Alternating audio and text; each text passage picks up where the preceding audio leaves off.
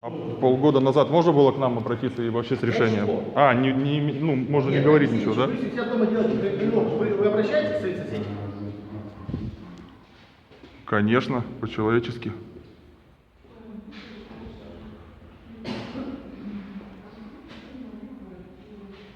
Дому 70 лет. Вот даже самому даже подумать, как это. Трогать. Нет, да это понятно, да. Вы обращаетесь к тому, кто это подписывает, делает и так далее. Я здесь доброе, ничего не делаю без разрешения.